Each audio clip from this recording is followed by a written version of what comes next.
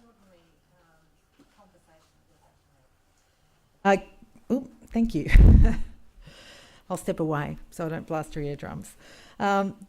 Good afternoon and welcome to the Queensland Sentencing Advisory Council's fourth event in the Sentencing Seminar Series.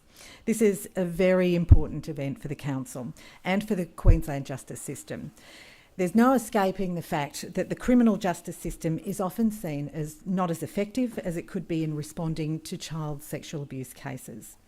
But with the Royal Commission into Institutional Responses to Child Sexual Abuse recently releasing its report on criminal justice and due to complete its landmark inquiry in December, it provides a unique opportunity to reflect on how we can work together to improve the system into the future. The Commission has reflected on what it considers is the essential role of criminal justice, finding that an effective criminal justice response must punish offenders, protect children from those offenders, and restate the community's abhorrence of such crimes. It sounds relatively straightforward, right? But as those involved in investigating and prosecuting these charges, supporting victims through the process, and in working with offenders to prevent future offending, know all too well, it's anything but a simple exercise. So it was not surprising when the Commission's report on these issues alone ran to 485 pages with 85 recommendations. The Commission has also highlighted the role of the criminal justice response in bringing the occurrence of institutional child sexual abuse into the public domain and ensuring that the community is aware of the nature and extent of that abuse and the institutional context in which it has occurred. Given the groundbreaking work the Commission has done in this area, I think we can all take up this challenge to ensure we continue to shine a light on this important issue. My name is Kathy McLeish. I'm a senior journalist with ABC News and Current Affairs. Over many years, I've reported widely across social issues, mental health, and until recently, I was the child protection reporter in Queensland. Over the years, I've had the privilege to be trusted with heartbreaking and powerful stories from people affected, to meet those working to help and support them and those working for change. I've seen firsthand just how complex the challenges are. So this extraordinarily important inquiry for all Australians has been of extreme interest to me as a parent, a member of society, and as a reporter working in the field, and I know to all of you. This afternoon, I'm also your Master of Ceremonies. Before we start, I'd like to acknowledge the traditional owners on the land on which we're meeting this afternoon and pay my respects to elders past, present and emerging, and welcome any Aboriginal and Torres Strait Islander people with us today. As you're no doubt already aware, there are a large number of distinguished guests within the room.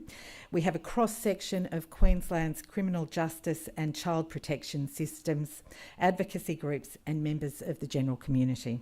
I'd like to make special mention of a few people: the Honourable Justice Atkinson of the District Court of Queensland, Magistrates Anne Thacker and Christine Roney of the Magistrates Court of Queensland, Michael Byrne QC, the Director of Public Prosecutions, Peter Shattuck, the Acting Deputy Commissioner of Corrective Services, Assistant Commissioner Morris Carlis from the State Crime Command at the Queensland Police Service, representing Police Commissioner Ian Stewart, Tony Keys, the Senior Deputy Crown Solicitor, Joe Bryant, CEO of Protect All Children Today, Hetty Johnson, Founder and Executive Chair of Brave Hearts Foundation, and Leanne Robertson, the Acting Assistant Director of the Department of Justice and Attorney General, and Michael Byrne QC, President of the Parole Board.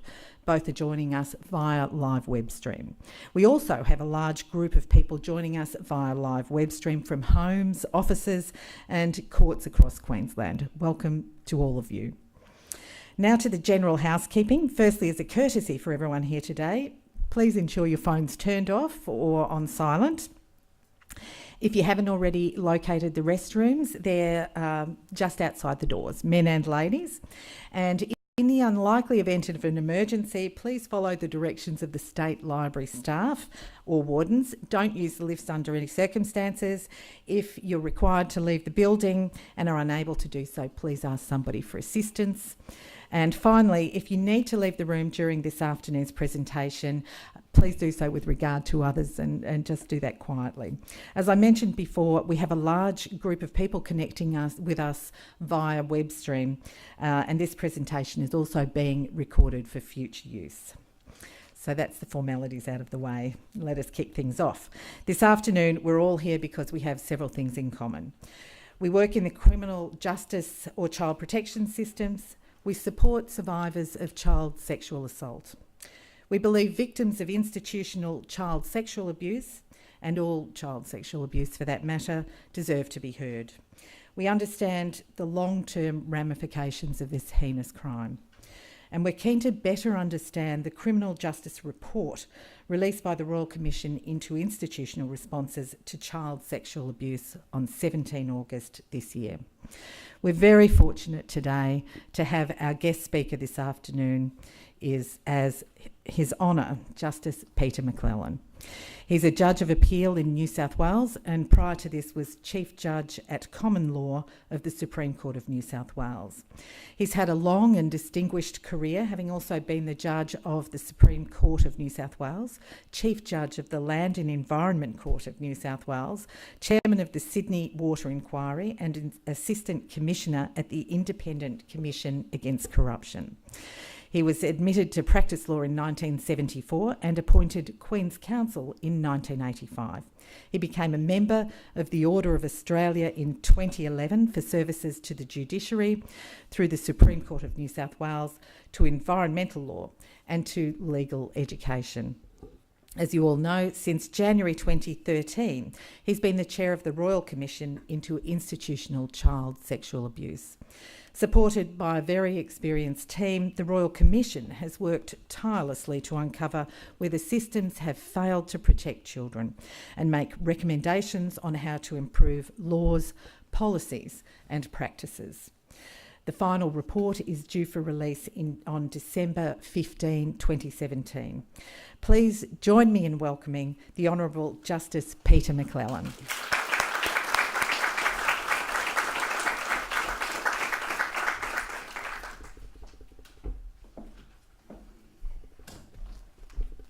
Thanks, Kathy. I'm not sure where you got the number 485 pages from. This is volume 1. It's the smallest or thinnest of the volumes. It's got 619 pages. It's, in one sense, the most important volume because it contains the executive summary. But for those who have the tenacity, reading the whole report is interesting. And as Kathy just told you, we have to take our final report to the Governor-General on the 15th of December this year. That final report, I regret to tell you, will be significantly more than the 3 volumes in this report. The task that we were given by government covers an enormous range of subjects, and we have been fortunate in being given the time and resources to respond to the questions asked of us.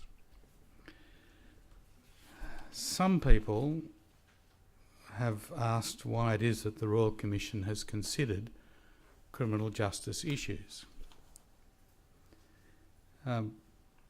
Apart from the many issues concerning the nature, cause and impact of sexual abuse and the response of institutions, which, if you like, is our core task, the terms of reference require us to inquire into what institutions and governments should do to address or alleviate the impact of past and future sexual abuse and related matters, in particular in ensuring justice for victims through processes for referral for investigation and prosecution, so that, as it turns out, the criminal justice issue was placed, along with many others, in the centre of our work.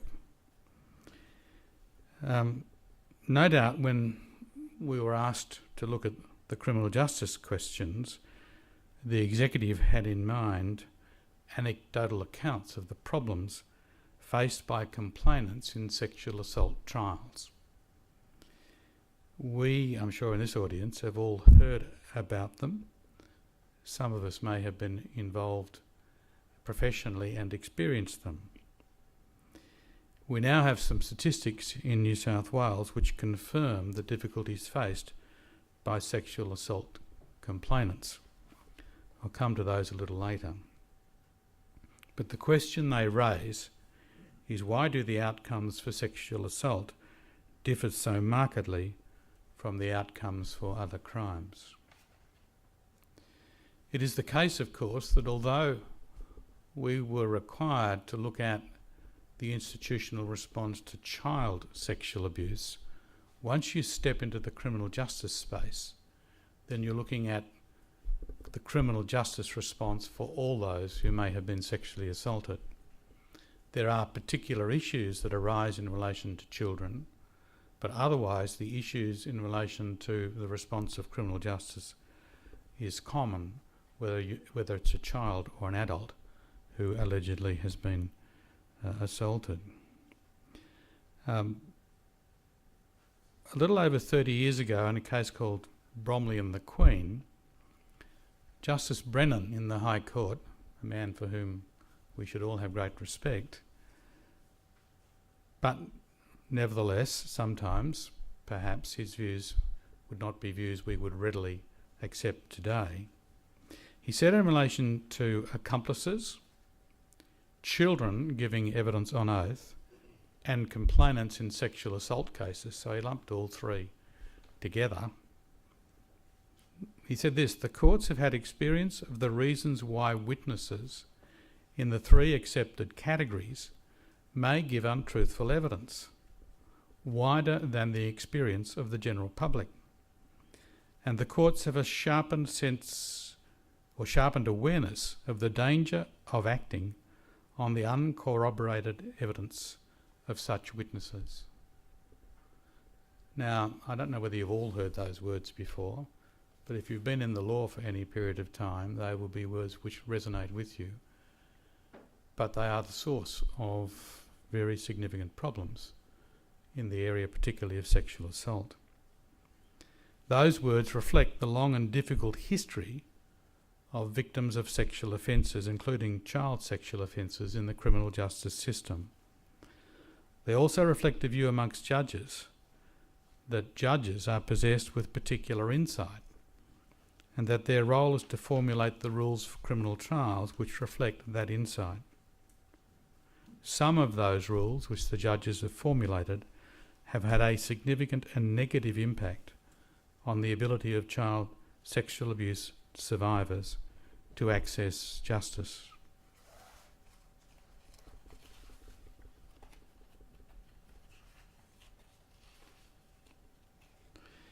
In our system of criminal justice, the victim of an offence is not given a central role. That was not always the case. Historically, the role of the state in the criminal trial process was very limited. Criminal disputes were considered private matters. Until the start of the 1400s, the laying of charges and the conduct of the prosecution was performed almost exclusively by the victim or their family. Over the next 3 centuries, the royal courts and officers of royal justice would exercise increasing influence in the criminal justice process, conducting both investigations and prosecutions. However, victims remained, in many cases, responsible for apprehending the offender, filing charges, collecting evidence, and actually running the trial.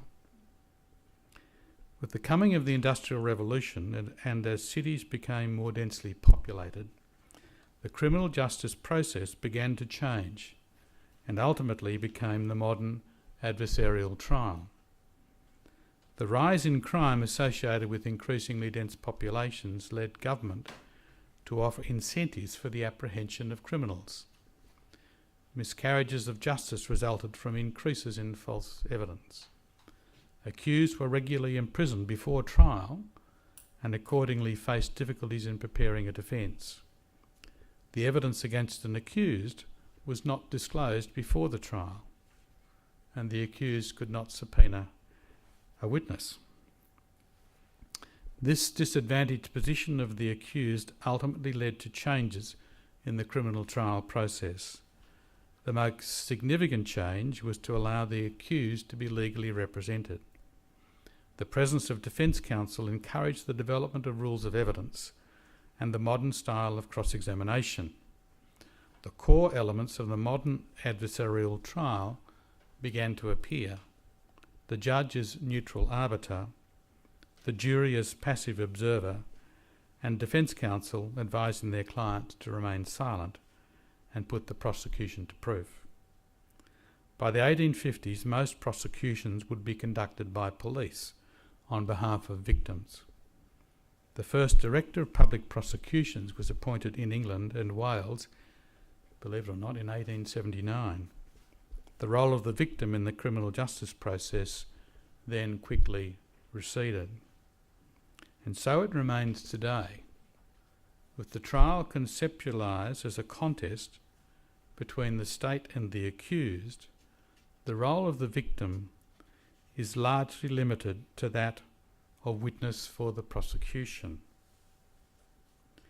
There have been some developments in recent times aimed at providing victims with greater consideration during the court proceedings, but it's plain that we still have a significant journey to travel.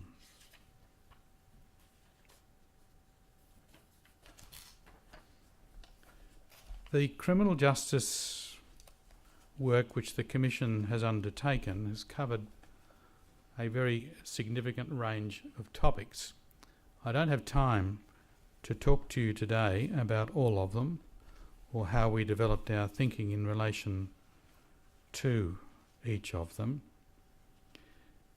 Without giving you an order of priority, the topics covered generally include tendency and coincidence evidence, and I want to say a little bit more about that today because it's one of the really significant issues in this space. We've discussed standard directions. You probably know in Victoria they've legislated to provide in their criminal courts that there are a number of standard directions which the judges are required to give depending upon the particular crime with which the accused has been charged. We've had a careful look at those directions as they might relate to sexual assault, and we believe that there is a significant benefit to be had if each of the states moves into this space.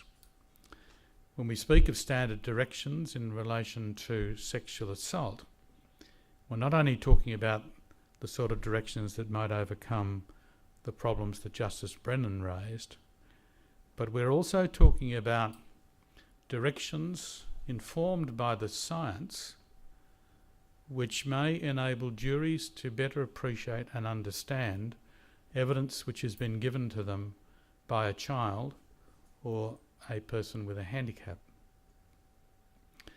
It is clear that there are difficulties which children, particularly young children, will have facing, even with an ameliorated process, facing the ordeal which is involved in giving evidence and being cross-examined as part of a criminal trial.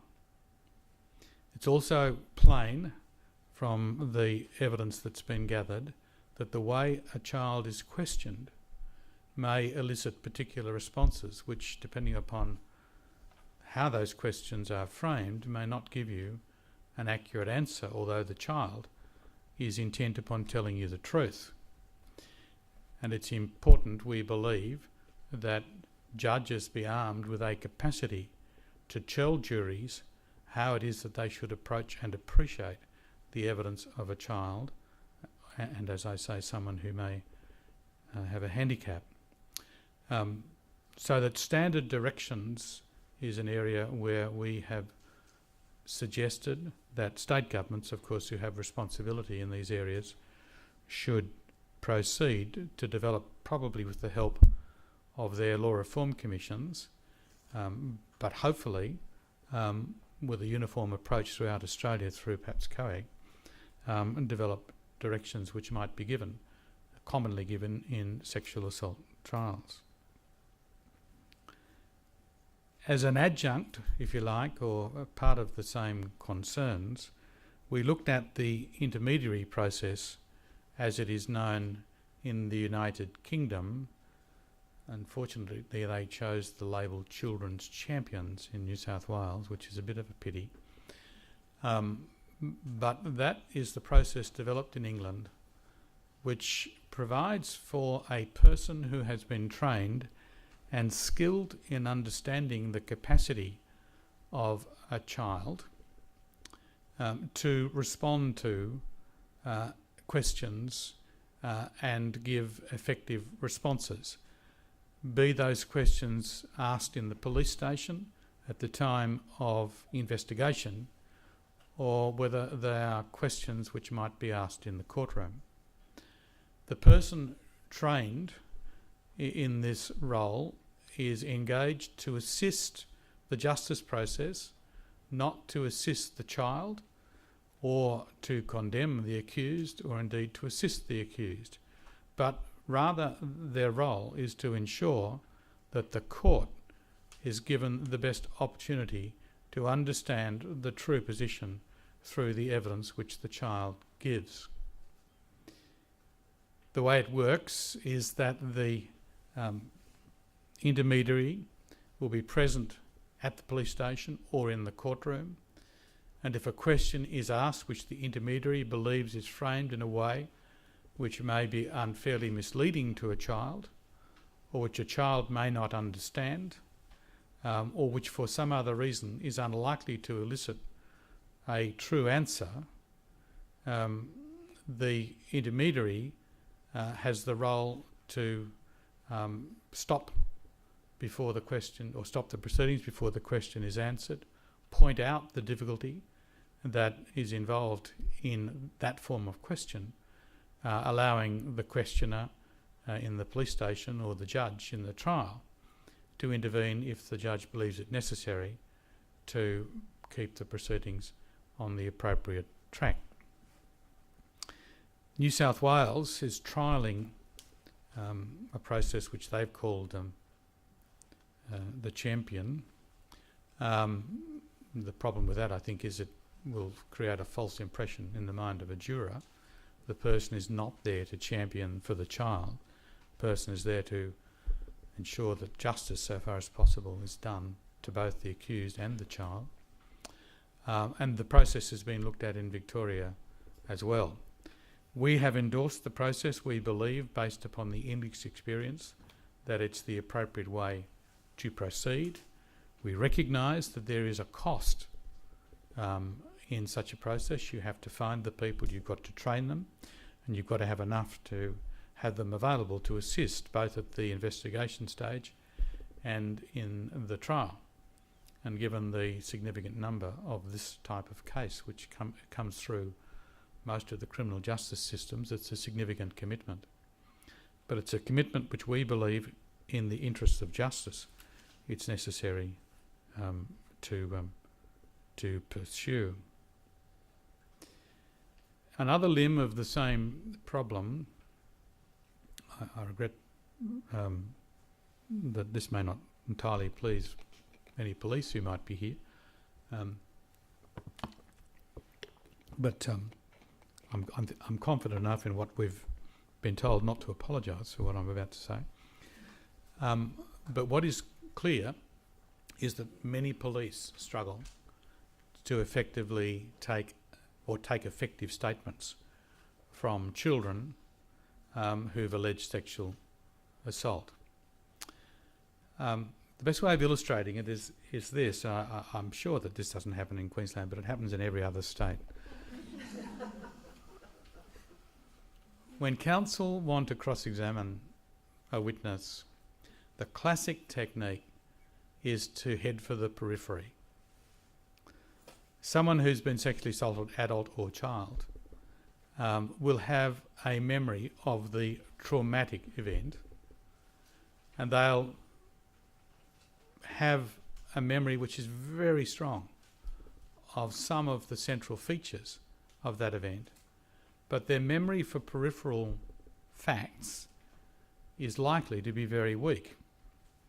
That's a product of the fact that the event itself is so traumatic that the mind is overwhelmed by the trauma and discards any capacity to concentrate or remember what will be the periphery. Now, even for adults, challenged in relation to the periphery can be a difficult and embarrassing process, but for a child, it can be much worse. If you have been assaulted and someone says to you, "What was the colour of the person's jumper?" You would think yourself a fool if you didn't remember what it was. But there's a good chance that your memory will in fact bring that event to life in your mind only truly in black and white, because the trauma may be so great. But ask the question, your temptation to provide an answer, of course, will be overwhelming. And if you're a child, be particularly overwhelming. They will think me stupid if I can't tell them what the answer to that question is. And so it goes on. You can, I was a barrister for 20 years. I've done this myself. But a car smash, you can ask people about, where they were, where the cars were, what position they were in, and what was happening at the time. And many of the peripheral events will not be remembered correctly. And you can show that clearly from film. And you can show it from these days from CCTV footage very often. Now, you might think, well, the jury can sort that out. I'm not sure they can, but the problem is made worse if the police interview of the complainant, and this will be true whether it's an adult or a child, seeks to collect information which goes beyond that which is essential to prove the Crown case. Because the further you move from the essential material, the more you are likely to run into a capacity for the complainant to misremember.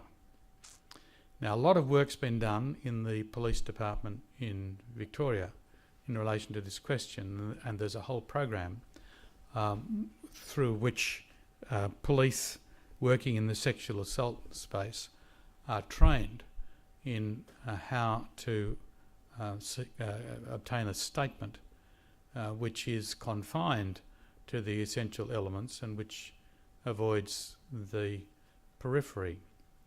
It's also remarkable that some police who haven't been trained nevertheless have difficulty asking an open question. And if you're seeking again information from a child, if you ask a closed question, you can't necessarily rely upon the answer. If you ask an open question, it's almost, not every case, but the great majority of cases, the child will endeavour to answer the open question honestly and accurately. So we stepped into this space. We looked at the Victorian training program, and we've recommended that all police throughout Australia who may do this type of work be trained in the appropriate way to ask children, and for that matter adults, questions when seeking a statement. I regret to tell you again, there's a cost implication, that's obvious, but there's also an ongoing cost, because you can't do this once. What the Victorians have shown now sufficiently commonly is that after about 12 months, even the best police working in this space will start to lose track of the best way to ask their questions.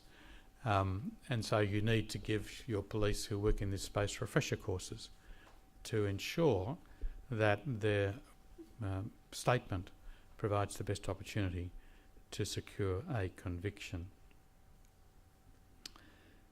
Now, that's enough for police, but I'm going to turn to DPPs. You probably know, you may not. We didn't set out to look at DPPs, but we happened upon them. We happened upon the Queensland DPP, we happened upon the New South Wales DPP, and we happened upon the DPP in the Northern Territory. And in each case we found problems. And that caused us to ask the question, well, why do these problems existed? And what happens in other parts of the world? The fundamental problem was the relationship or the capacity of the DPP to communicate with the complainant, to assess the case having regard to the complainant's prospective evidence, and failure, which surprised us, but failure in each case to follow the DPP's own guidelines when making decisions not to prosecute. And we didn't think that was very good. Now, the starting point for looking overseas, as is common, was to go to the United Kingdom. The United Kingdom has faced problems in this space. Of course, their volumes are much greater than ours, but they've faced problems in this space which they've addressed through multiple processes. The first issue that arose for them is the problem that everyone faces, DPPs, judges and juries, and the police, when assessing allegations, is that, as it will be, the peripheral detail may not be correct. There may be, and there are likely to be, deficiencies in a complainant's evidence, particularly if they've gone through a traumatic event. And, as we know, there's, in most cases, many cases, there won't be an eyewitness to the event. Sexual assault is a crime normally committed in private, or at least out of public view. And the DPP in England, not called the DPP, but you know what I'm talking about, they developed an approach with those assessing the strength of prosecution cases, which they call the whole case view. And they've started to, yes, look at, of course, the complainant's evidence, but then seek to see that evidence having regard to all of the surrounding circumstances, and ask their prosecutors to assess how a jury properly instructed might look at the complainant's material in that whole case view, rather than, as they were tempted to say, well, there's no eyewitness to this event, and look, we know that she's got it wrong in relation to this and the colour of this or whatever, and therefore won't be believed, and therefore the case won't succeed. So they've effectively turned the way their officers assess cases, and the police in the UK are responding in the same way. Now, the second problem they found, which is akin to our not following guidelines, was the ineffective communication between the DPP and complainants about what the DPP was doing and what they'd decided, and particularly, of course, when the DPP has decided not to prosecute, or, as can be more harmful to the complainant, when the prosecution commences, but the DPP decides not to proceed with it, which is an experience that, of course, can cause immense grief for the complainant. There may be, of course, good grounds for the DPP's decision, but explaining that and taking the complainant through that decision-making process can be a very traumatic experience for everyone. What they decided to do in the United Kingdom was to provide effectively an internal method of appeal against a decision not to prosecute. That course was taken when proceedings were taken to the High Court to invoke judicial review of a decision of the prosecutors not to prosecute. And the High Court said that we accept that we've got jurisdiction to intervene here. It's just judicial review of another administrative decision. But it would be far better if we weren't being asked to do that and there was an internal review process within the office of the prosecutor which would ensure that both the proper procedure had been followed, but also that the merits justified the decision which had been taken. And that's the course which the English have gone down. And we spoke with a number of officers of the prosecuting branch, including the chief prosecutor, and the system is working, they tell us, very well. Now in Australia, the High Court, in a decision which with respect I have some difficulty, but the High Court said that there can be no judicial review of a DPP's decision. What that means is that the DPP is the only office holder under the state for whom there is absolutely no independent review. Now, I know that judicial review is a creature of the modern lawyer, if you like. We did study it at law school, or I did, but just. And it's burgeoned since. But nevertheless, it's a remarkable fact that one of the most important decisions that can be made by an officer appointed by government is whether or not to bring criminal proceedings. And our High Court says there can be no judicial review. Having regard to the problems that we identified, we came to the conclusion that the present position was not appropriate. If we hadn't happened along, no one would ever have understood what happened inside the DPPs in relation to the cases we investigated. People would never have known. In the Northern Territory, the case that fell over was the prosecution on behalf of multiple complainants of multiple alleged sexual assault charges. The DPP's failure to follow their own procedures were plain, and the current DPP in fact came along and said, yes, we failed here, here and here. Now, unless we'd visited the issue, no one would ever have understood. It just would have been buried inside the DPP's files. We didn't consider that to be an acceptable position in the 21st century, and we've said some things in that space.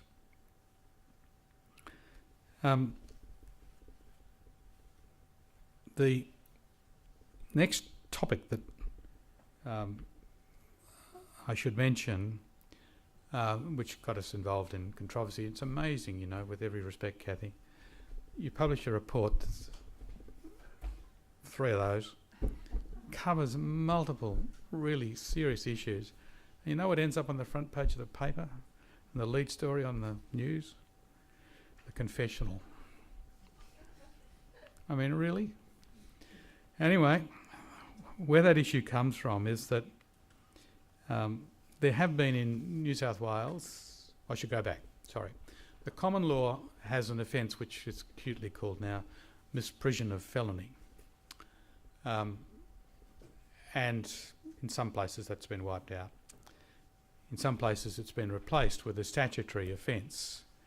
And in New South Wales, there's a section which we call 316 of the Crimes Act, which was originally invented to force victims of bikie gang violence to tell the police who did it to them.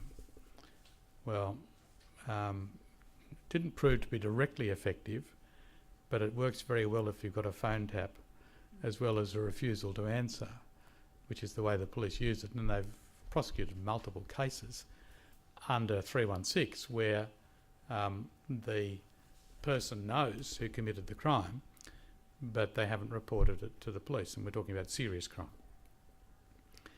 It also extends to sexual assault, and Archbishop Wilson, the current Catholic Archbishop of Adelaide, is being prosecuted in New South Wales under section 316. He's tried to stop the proceedings, and the High Court finally said, no, go and have your trial, which I think is listed for some time next year.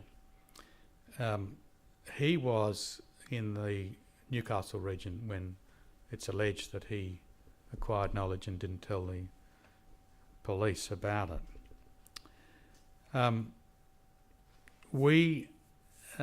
There has been suggestions at times that the section is of no particular merit, even in relation to bikie type operations. We came to a different view, and we believe it does have merit because we found so many cases where it was plain that people in authority in institutions did know what had been happening and kept it secret. The police were never told, never reported to anyone. And we believed, although it may be an offence which might be difficult to detect and difficult to prosecute, it certainly should be marked out by the criminal law as something for which there should be a criminal sanction. So we recommended that each state create a failure to report offence if they don't already have one. In New South Wales, I should have said, the offence when it was created allows the prosecution of church people, but would you believe, although the DPP otherwise has discretion vested in the DPP to prosecute the offence, you can only prosecute a church person if you have the consent of the Attorney General. Anyway, we don't think that's an appropriate qualification either, and we've said so.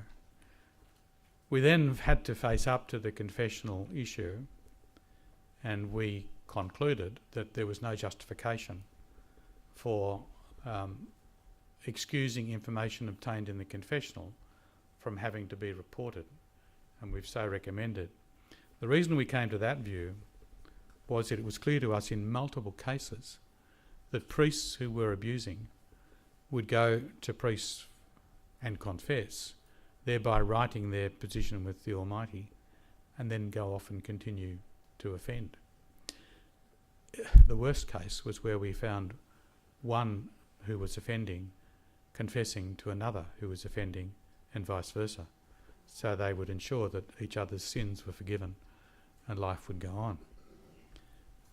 The same position was arrived at in Ireland, and much of the Catholic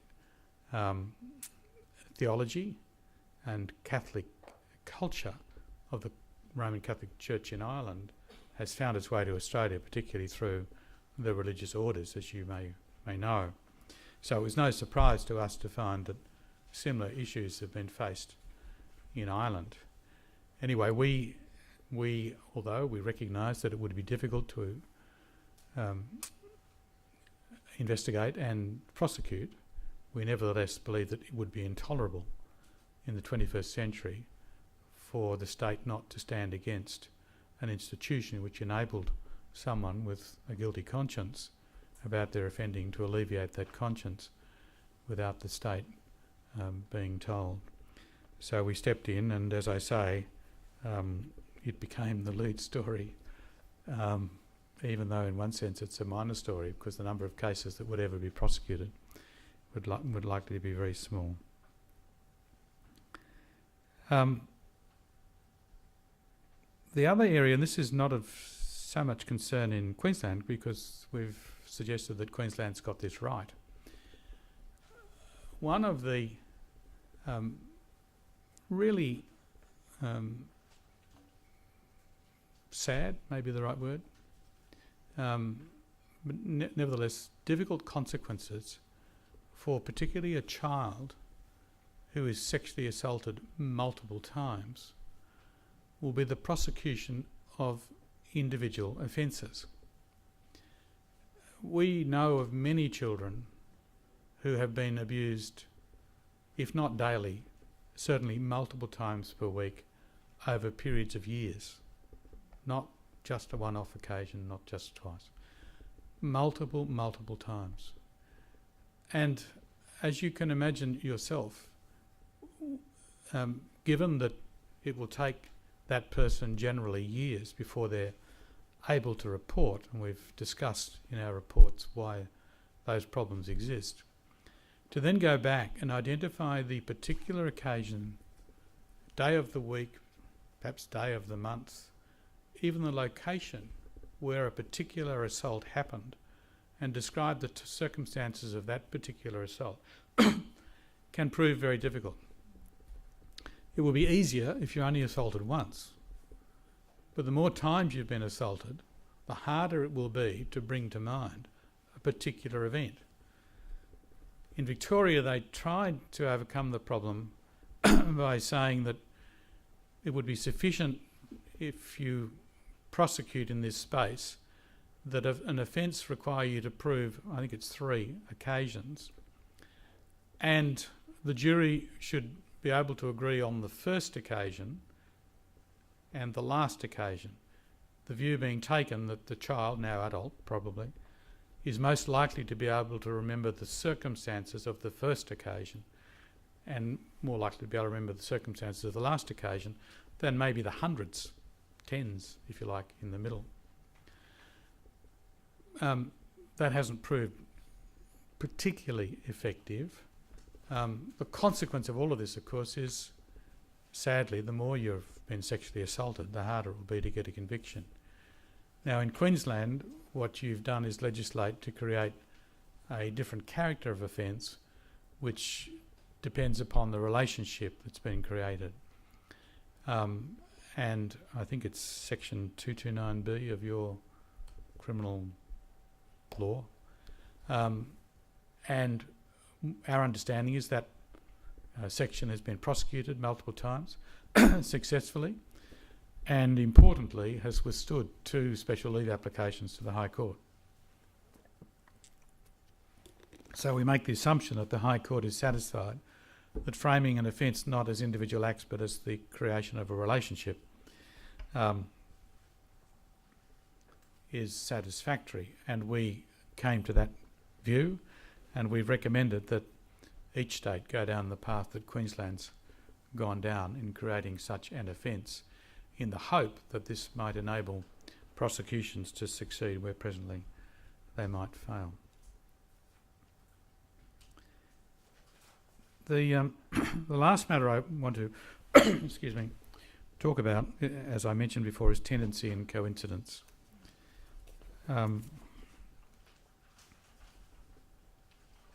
Now, this is a space in which judges' assumptions about human behaviour have influenced the law significantly. And I've said, this is not the first time I've said, that how the criminal justice system deals with allegations against an individual of sexual offending against more than one child is one of the most significant issues we identified in our criminal justice work. The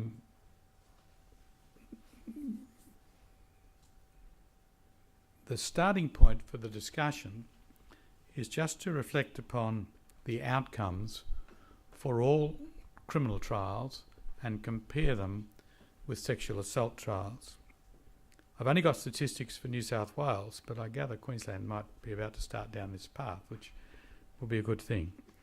But in New South Wales, between July 2012 and June 2016, the conviction rate for all criminal offences including matters finalised by a guilty plea, was 89%. But for child sexual assault offences, the conviction rate was 60%. By comparison, the conviction rate for assault was 70%, robbery 73%, and illicit drugs 94%. One class of offences with a lower conviction rate was adult sexual assault. That had, in that period of time, a conviction rate of only 50%. So only 1 in 2 cases succeeded. Now, the conviction rate for assault matters is, as those figures show you, higher than for child sexual assault. That is notwithstanding that in many cases the identity of the offender, that's in an assault case, may well be the issue. But the identity of the offender is very unlikely to be an issue in a child sexual assault case. The law reports are full of comments by judges telling us of the extra caution which juries must take when approaching sexual assault cases.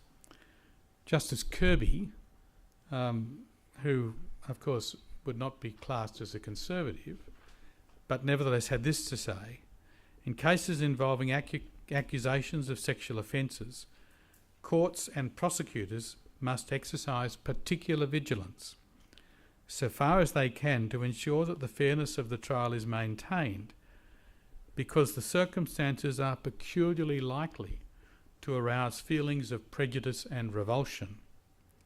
This duty imposes special difficulties for judges presiding at such trials where they are conducted with a jury. This concern, the arousing of prejudice and revulsion in jurors, is not borne out by the data. If it is the case that mere allegations of a sexual offence against a child is peculiarly likely to arouse feelings of prejudice, then we should see high conviction rates in these cases.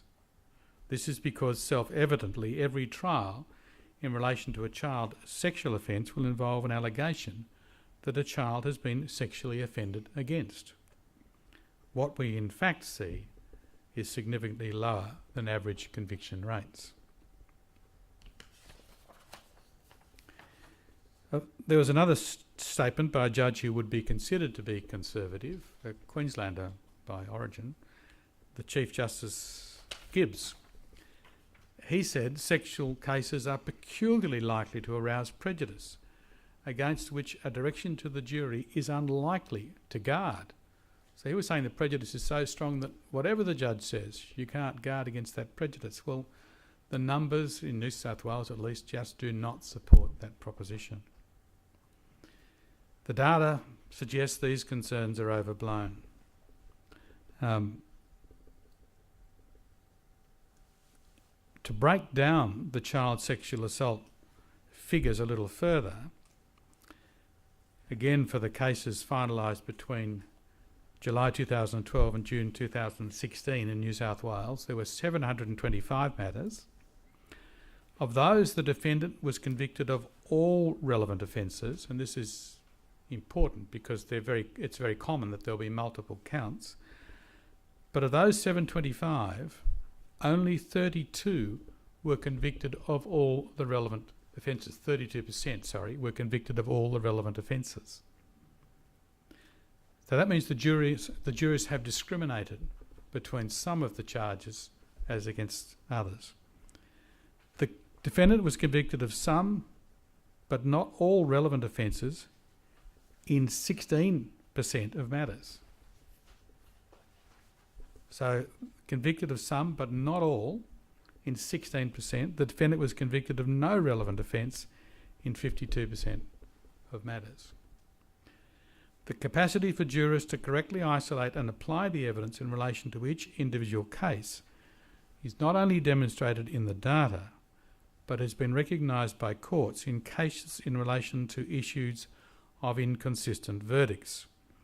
in rejecting the ground of appeal that if the jury acquitted on one or more counts, it follows they did not believe the complainant in relation to these counts, and for that reason they should not have believed the complainant in relation to the other counts.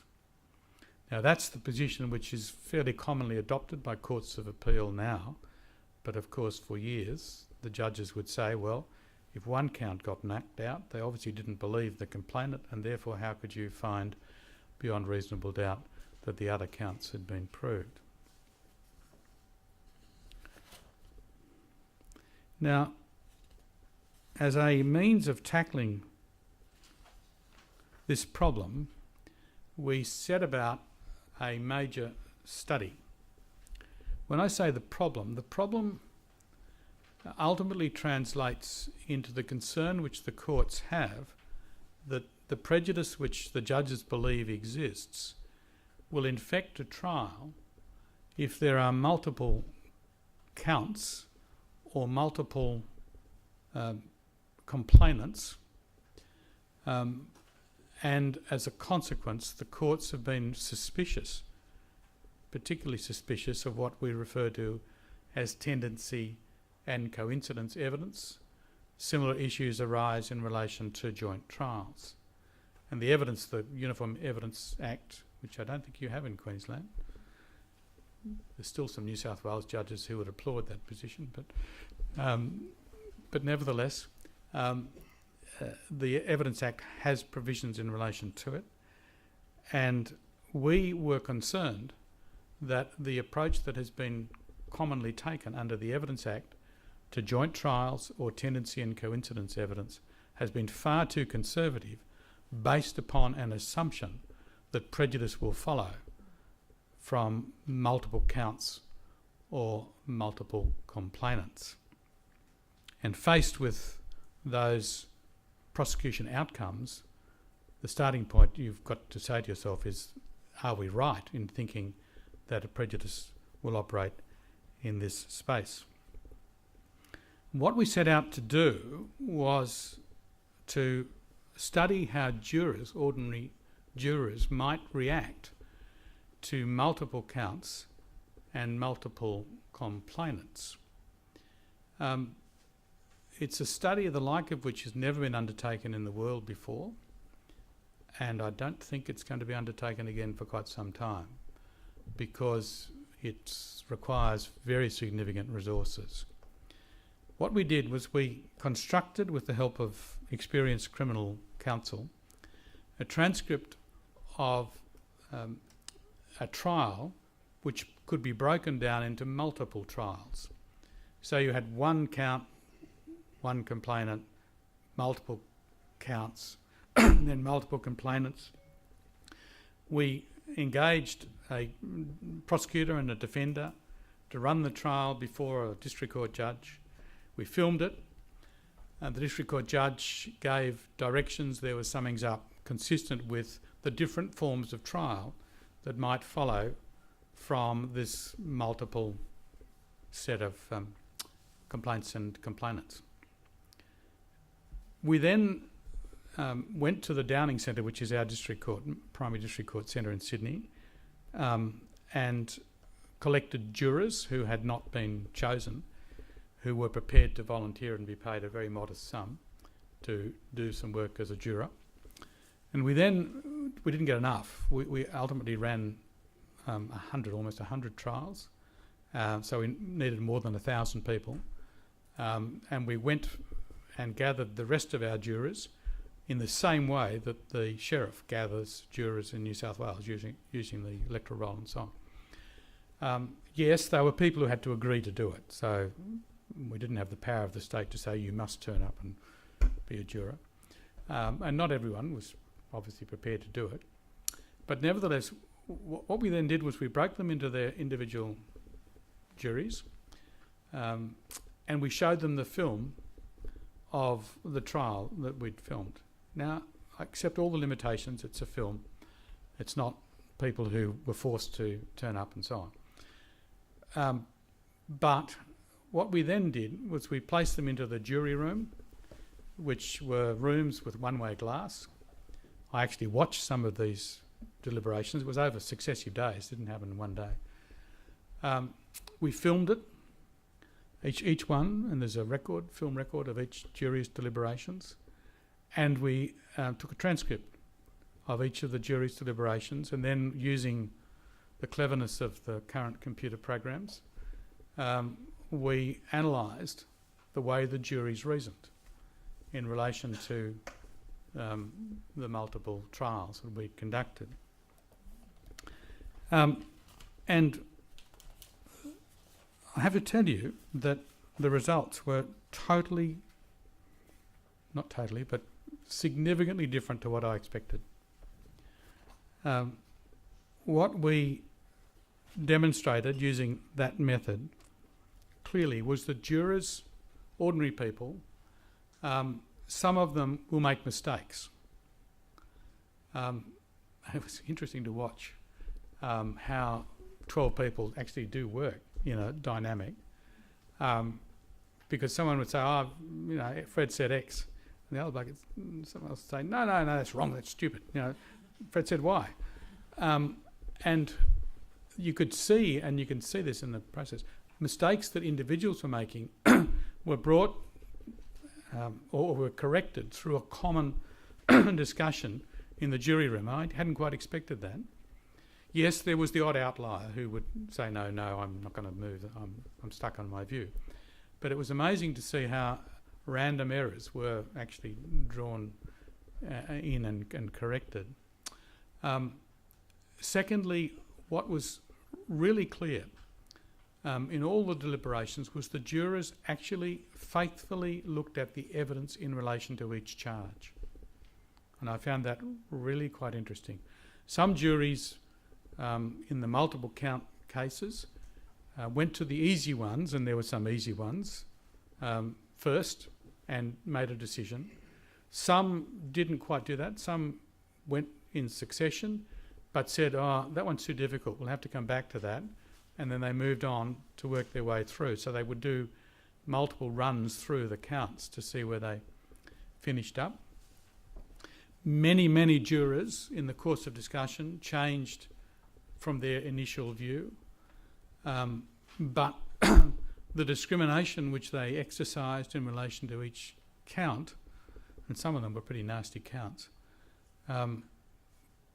and by the time they got to the point of making decisions, they were truly involved as jurors. This was no idle sort of entertainment process. They were seriously engaged in working out what happened. Partly, of course, that is to be expected when you show them the formality that the courtroom brings and impose the processes which we imposed on them. But what was revealed was that overwhelmingly the juries conscientiously discriminated between counts, and they gave no suggestion that they were overwhelmed by the nasty counts and therefore just convicted on the lot. Just wasn't to be seen. Underlining that, which again I didn't expect, was that the jurors had less trouble across all of the juries convicting on the lesser counts, but where they disagreed was most likely to be in the more serious counts, which carried the more serious penalties. And I hadn't expected that, but the discussion reveals that that was a factor in their thinking. This is a really serious rape as opposed to some much significantly more minor assault. And the juries were discriminating in that way and being particularly careful in relation to those counts. So where that all ends up, we believe, is where the English have got to. You probably don't know this, but in England, the prior convictions, relevant convictions of an accused, are admissible in the trial. In Western Australia, much to my surprise, under their evidence rules, they are also admitted in their trial, and they're tendered without demur. And all of course, that a relevant prior conviction tells you is that this is again evidence of a tendency, if it be relevant. It happens to have stepped up to the point where a jury has accepted it, but nevertheless, it's tendency evidence. And if you ask the ordinary person, and we asked a number of ordinary people, if there be such a thing, is it relevant when you're asked the question, did this man or lady do this particular act? Is it relevant to know that they've done it before? Well, if you ask the ordinary person that question, the answer is, of course it is. And if you're asking juries to think as and apply their minds as ordinary people, which is what we tell them all the time. We tell them, ladies and gentlemen, you're here to bring your common sense to bear. You understand the world and how it operates and so on. And then we say to them, no, but we judges know better than you about particular things, therefore we won't let you know about things which you would think are relevant to your decision. Then I think we may have lost our way a little. And you can see, and I've developed this at greater length in other papers that I've given, but you can see how the law has gone down the track which it's gone down without acknowledging what science might be able to tell us about how people respond, how they think, and how we might responsibly reason in relation to criminal justice issues. That's all I've got time for, but can I suggest that if you really are interested to go beyond what we've talked about today, you'll find that on the Royal Commission's website, under I think it's communications, there is listed the papers or speeches that I've given during the life of the Royal Commission. They do have some historical interest because it'll show you how we've developed certain thoughts along the way. But in amongst those papers, you'll find I discussed criminal justice in a two-part speech, if you like, on the 17th of March and the 13th of April this year. And again, I've talked about it on the 2nd of August, and you'll find a more developed discussion of the issues we've looked at today in those papers. And that might be a quicker way of understanding what we were thinking than trying to plough your way through 3 volumes of this. Otherwise, I think you've got some fact sheets today, which the Commission developed. They are truly little potted paragraphs, but they may prove of interest and useful to all of you. But thank you indeed for asking me to talk today.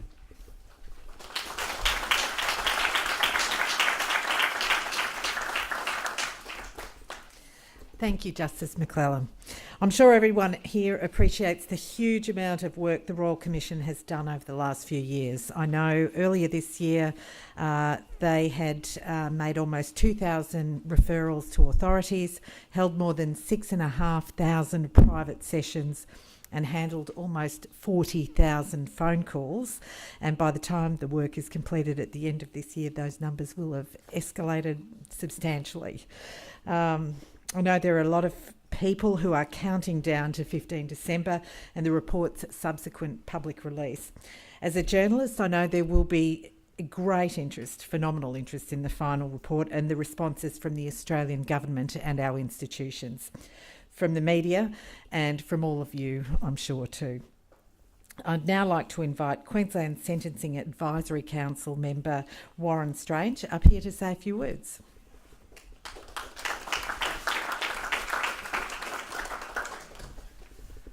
Thanks very much, Kathy.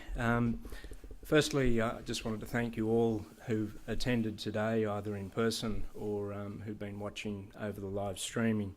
And I particularly acknowledge those distinguished guests that Kathy acknowledged at the beginning. Thank you, Justice McClellan, for a very comprehensive and thought-provoking presentation about the criminal justice work of the Royal Commission. Outside of the role that I hold with the Sentencing Council, I work with Know More Legal Service, which is an independent community legal service established by the Commonwealth Government and by the National Association of Community Legal Centres to assist people who are engaging or who are thinking about engaging with the Royal Commission. I've been in that role now for pretty much the duration of the Royal Commission, and I've had, I think, a unique opportunity to look at its work and to understand its broader impact, particularly for survivors of child sexual abuse. I also, from my own experience, know that Royal Commissions are not always straightforward or simple endeavours to undertake, particularly when the scope of their subject matter is wide, and particularly when they're examining the interests of powerful people and powerful institutions who are committed to protecting their reputations.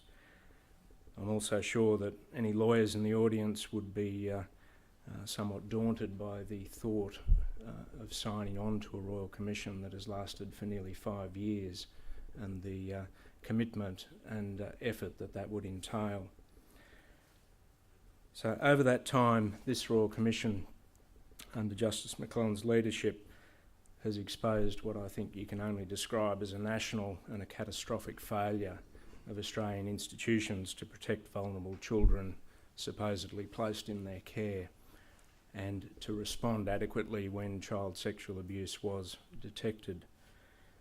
I'm sure that all of you here have been as impressed as I have about how the Royal Commission has gone about that task, and particularly how it's put survivors front and centre of all of its activities.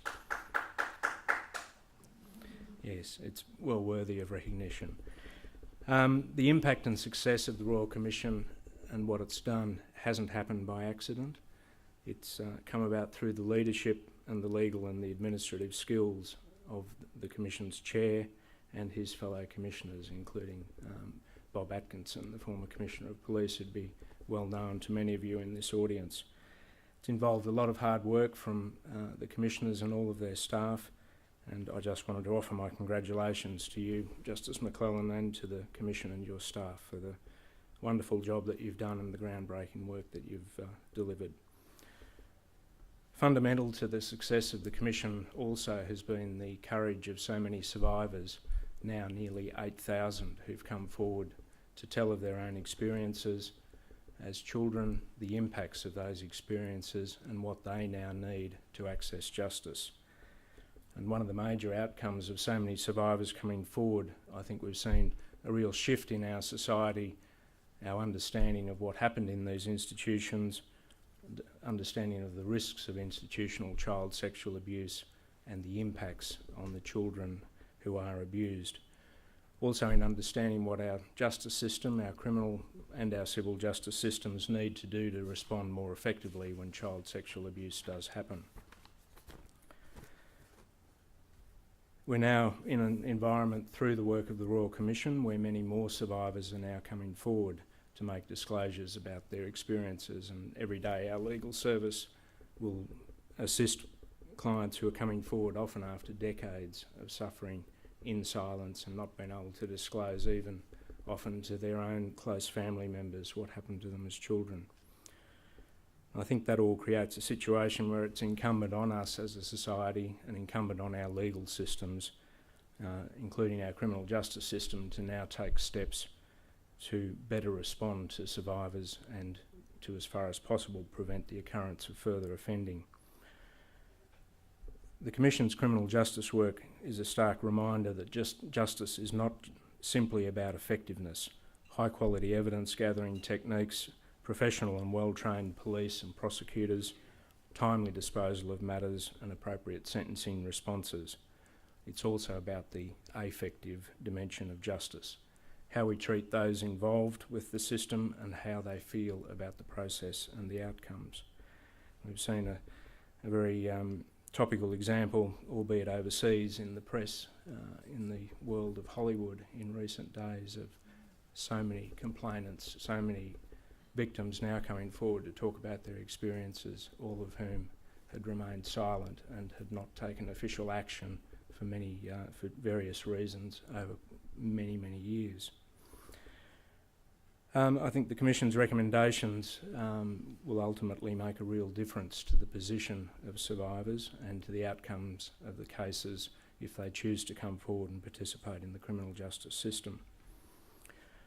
It's pleasing to see Queensland's already engaged in some work and some reforms over recent years, including in July this year the introduction of a new Charter of Victims' Rights following a review of the Victims of Crime Assistance Act. Provides greater information to victims about their rights and what they can expect when dealing with government and non-government agencies that are there to support victims. The Charter includes an expanded definition of a victim to include victims of family violence and places an onus on relevant agencies to proactively provide information. And the effect of those amendments, I was told last week, has already led since July this year to an 80% increase in victims' assistance applications being made. I'm pleased to say that already in Queensland we have implemented the Royal Commission's recommendations around removing limitation periods for bringing civil action arising from child sexual abuse in any setting, not just institutional. We've seen a number of developments in the criminal law in recent years, including new offences such as grooming and offences relating to the use of the internet for child exploitation material. We've seen sentencing reforms, including relating again to the production or the making of child exploitation material, and in 2012 the introduction of a new sentencing regime of life imprisonment with a 20-year non-parole period for certain repeat sexual offenders, child sexual offenders. I just wanted to note, and it's a point that often is passed over in discussions around implementing the Royal Commission's recommendations, that Queensland, as every other state in Australia, appointed the same 6 Royal Commissioners and gave them the same terms of reference under their state legislation to conduct the same inquiry. So we have a somewhat unique Royal Commission that operates both under the Commonwealth legislation and under every state legislation. And I think the outcome of that should be that we can look forward to each of those states that supported and endorsed the Royal Commission and appointed it to make the same inquiry now implementing the recommendations that it's making. The Commission's Criminal Justice Report comes at a very appropriate time for the Queensland Sentencing Advisory Council as a new entity in our state or a re-established entity. Our first terms of reference from the Attorney-General concerned the classification of child exploitation material for sentencing purposes and how we might improve the current system. And that inquiry was undertaken. We consulted widely, including with victims groups, and ultimately made 16 recommendations for reform. And that report, for those who are interested, it's available on our website. I wanted to say a little about our second reference, which was announced by the Attorney-General last Thursday, and is to focus on sentencing for criminal offences arising from the death of a child. We are yet to receive formal terms of reference relating to that inquiry, but I have no doubt that it will raise for us challenging issues and questions, some of which will be similar to those that the Royal Commission has faced. They will include how we can respond more effectively as a justice system and community to better protect children.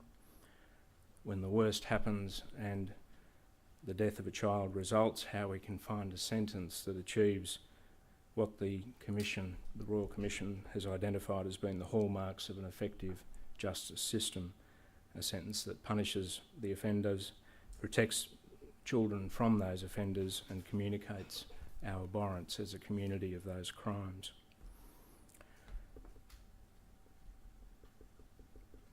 We also need to keep in mind some of the broader impacts that the Commission has identified, that the criminal justice system response is not only about seeking justice for specific victims, but encouraging reporting of crimes, which we know child sexual abuse and adult sexual abuse crimes are grossly underreported, and the other broader purpose of preventing such abuse occurring in the future. Sadly, the deaths of children frequently occur at the hands of someone charged with their protection, a parent, a step-parent, or another family member. And the phrase child protection is everybody's business will be well known to many of you here in this audience who've worked in some capacity either in or together with the child protection system, reinforcing that message across the community in the actions we take and the way our justice system responds can only ultimately result in a safer community. So I thank again Justice McClellan for taking the time to come to not so sunny Queensland and to speak to us today about the important criminal justice work of the Commission. And again, I thank you for all of the work that your Commission has undertaken and everything that you've achieved, and particularly the hope that you've given to so many survivors. We look forward as a council to hearing more about what happens with the implementation of those recommendations, and we hope to be able to make a contribution to improving the criminal justice system for survivors of these offences. Thank you.